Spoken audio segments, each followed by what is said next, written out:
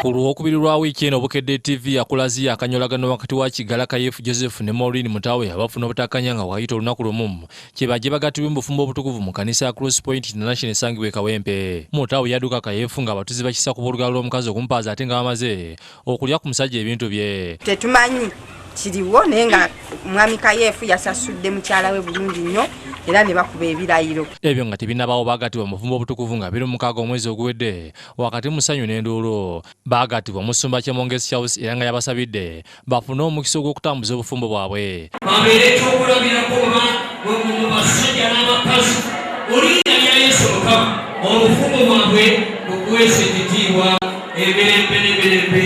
Amiina.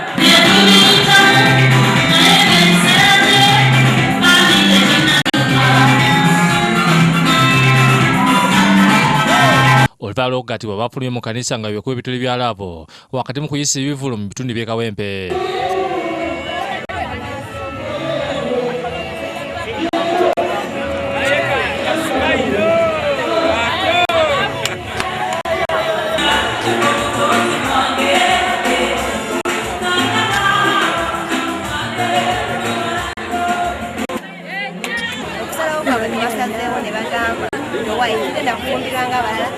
Genda bana ya abantu bamukimu kitaka kuledelesi nebewayo maso bakone bagamba Yesu kusimaganye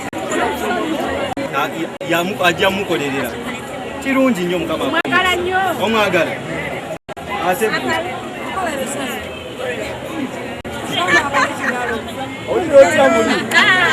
Oluvaalo lw'okuyisa ebivulu bazzeyo mu kanisa ne basala keeki.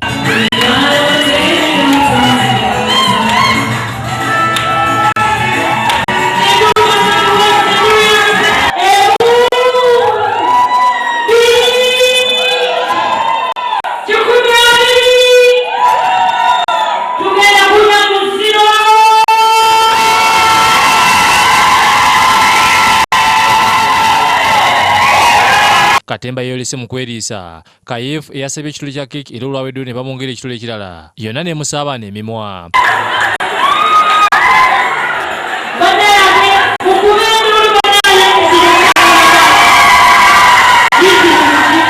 Kayefu teyalinze Mutawe kumunywesa soda bw'atyo n'amwembulizaamu yenna.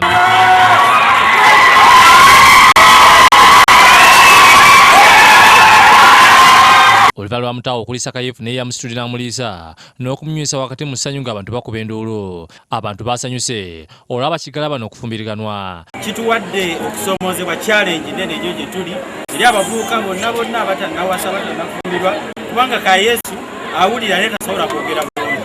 Mwana munne gwatutte tawulira n'okwogera takola ki tayogera. Tulina essanyu lingi nnyo nnyo nze gwe mulundi gwange ogusoose okubeerako ku mbaga nga bweti mbadde mbiwulira bulizi oluusi ngambira bulabi gataliiko vuvu. Neewuunyizza nnyo olunaku olwaleero okuba bino bulijjo mbadde mbiraba ku gataliiko nfuufu nga Kasiru ne Kasiru bafumbiriganwa. Ekitiibwa tukikiriza Katonda kubanga akoze embaga. Joseph ne Maureen Mukama abadde obufumbo obutukuvu twebaza Katonda. Era nze nzikiriza Katonda abantu bano nga bw'abagasa awamu bagenda kubeera bawanguzi b'amaanyi era bagenda kufumba era obufumbo bwabwe bugenda kubeera bulungi nnyo ddala. Ebyemi baatabuse Kayefu n'asitula Mutawe mu bbanga amugya mu saluni mwe yabadde akwekeddwa ab'eŋŋanda ng'ofuba bamazemu olunaku lumu. Obedi Lutale yakusakidde eggulu eno ku lwa Bukedde TV.